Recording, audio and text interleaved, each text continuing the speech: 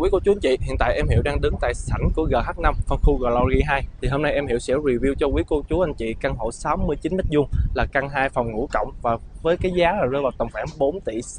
Thì hôm nay em Hiệu sẽ dẫn quý cô chú anh chị tham quan căn hộ nhé.